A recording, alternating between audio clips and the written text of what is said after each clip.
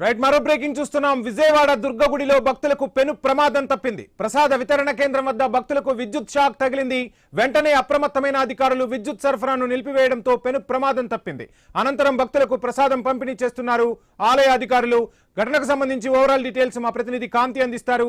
కాంతి, కొద్దిసేపటి క్రితమే అమ్మవారి అభిషేకానికి సంబంధించిన వార్త చర్చల్లోకి రాగానే ఇప్పుడు భక్తుల ప్రసాదానికి సంబంధించి ప్రసాద కేంద్రం వద్ద విద్యుత్ షార్ట్ సర్క్యూట్ అంశం కూడా తెరపైకి వచ్చింది. ఏంటి, మొత్తంగా అధికారుల నిర్లక్ష్యమా? దేనివల్ల ఈ ప్రమాదం చోటు చేసుకుంది? ప్రస్తుతం పరిస్థితి ఏంటి అక్కడ? దుర్గగుడిలో మరొక నిర్లక్ష్యం బయటపడింది. ఏదైతే ఉచిత ప్రసాద వితరణ కేంద్రం వద్ద భక్తులకి కరెంట్ షాక్ తగలటంతో ప్రసాదం పంపిణీ ఏదైతే ఉందో దానిని నిలిపివేశారు. మెయిన్ ఆపేసి ప్రసాదం పంపిణీ చేస్తున్నారు. ప్రస్తుతం అయితే అక్కడ విద్యుత్ సరఫరాని నిలిపివేయడం ఒక ఎత్తైతే దుర్గగుడిలో వరుసగా ఒక్కదాని వెనకాల ఒకటి అధికారుల నిర్లక్ష్యం అయితే కొట్టొచ్చినట్లు కనబడుతోంది.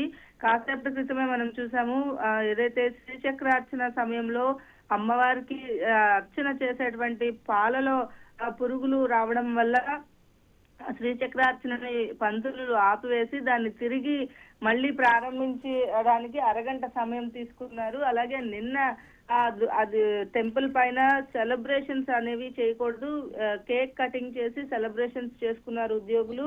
ఈ నేపథ్యంలో ఆ వార్త మర్చిపోకముందే మళ్ళీ ఈ ఏదైతే శ్రీచక్రార్చనలో పాలల్లో పురుగు అనే అంశం వచ్చింది. అధికారుల నిర్లక్ష్యం అయితే కొట్టొచ్చినట్లు కనిపిస్తోంది. ప్రతి ఒక్క విషయంలో కూడా ఏదైతే భక్తుల్ని ఇబ్బంది పెట్టి రూల్స్ రెగ్యులేషన్స్ పెట్టేటువంటి అధికారులు ఏదైతే ఆలయంలో తీసుకోవాల్సినటువంటి జాగ్రత్తలు కావచ్చు, అమ్మవారికి జరగవలసినటువంటి కైంకర్యాలలో ఏదైతే చేయవలసినటువంటి శాస్త్రీయంగా జరగాల్సిన వాటిలో వచ్చేటువంటి ఇబ్బందులు మాత్రం పట్టించుకోవడం లేదు. ఒకవైపు పూజలు చేసేటువంటి అర్చకుల దగ్గర నుంచి ఇటువంటివి చేయడం వల్ల సమస్యలు వస్తుంటే, మరొక వైపు భక్తులకు షాక్ కొట్టేంత వరకు కూడా విద్యుత్ శాఖకు సంబంధించినటువంటి అధికారులు దుర్గగుడి పైన నిర్లక్ష్యం చూపించడం పైన భక్తులు కూడా ఆగ్రహం వ్యక్తం చేస్తున్నారు.